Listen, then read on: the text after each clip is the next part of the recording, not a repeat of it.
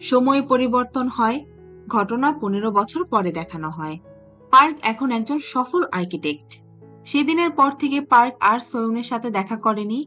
তার করার প্রতিজ্ঞা আর কঠোর পরিশ্রম আজ তাকে সফল করেছে। পার্কের সেদিনের পর থেকে ধূমপানের অভ্যাস শুরু হয়, যেটা সে আজও ছাড়তে পারেনি।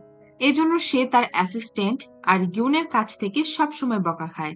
আর সোয়ুনও একজন ধনী ব্যবসায়ীকে বিয়ে করে ফেলেছে। কিন্তু যেই সুখী জীবন সে ইমাজিন করেছিল, সেটা আর সম্ভব হয়নি।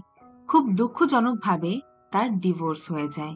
আর তার বাবাও এখন খুব অসুস্থ। তাই সে ডিসাইড করে সে তার জেজু আইল্যান্ডের বাড়িটি নতুন করে তৈরি করে তার বাবার সাথে সেখানেই থাকবে। তাই সে তার জানা একজন আর্কিটেক্টের কাছেই যায়। সোয়ুন পার্কের অফিসে আসে। তাদের আবারও অনেক বছর পরে দেখা হয়। কিন্তু পার্ক সোয়ুনকে একদমই চিনতে পারেনি। এক পর্যায়ে সে সোয়ুনকে চিনতে পারে। কিন্তু তাদের কথা একদম ডিরেক্ট বাড়ি বানানো নিয়ে হয়। শুরুতে পার্ক একদম এই প্রজেক্ট ধরতে চাচ্ছিল না, কারণ তার কাছে এর থেকেও বড় প্রজেক্ট আছে।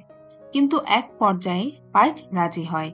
কথা বলার মাঝে পার্ক তার লাইফ নিয়ে জানতে চাইলে সোয়ুন জানায় তার হাজবেন্ড একজন বিজনেসম্যান। সোয়ুন বলে, টাকার চিন্তা করো না, যা লাগে আমি দেব। তারপর তারা যায় সেই বাড়িটিকে দেখতে, যেটার কাজ পার্কের কোম্পানি করবে। পার্ক সবকিছু ঘুরে ঘুরে দেখার পর বলে, এটাকে নতুন করে না ভেঙে এটাকে ঠিকঠাক করলেই সুন্দর হবে। সোয়ুন তখন পার্কের কথায় রাজি হয়।